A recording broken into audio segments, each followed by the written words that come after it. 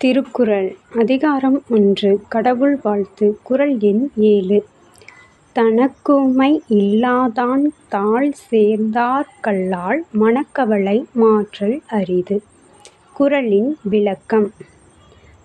தனக்குமை அப்படிங்கிறது கடவுளுக்கு இணையாக சமமாக எந்த ஒரு மனிதரையும் எந்த ஒரு பொருளையும் நம்ம கூற முடியாது.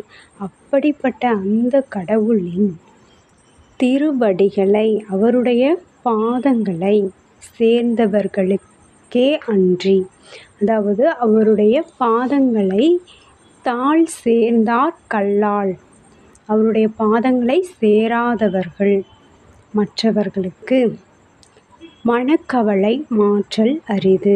அவர்களுடைய மனக்கவலையை போக்குவது மிக கடினம் என திருவள்ளுவர் நமக்கு இந்த திருக்குறளில் சொல்லியிருக்காரு.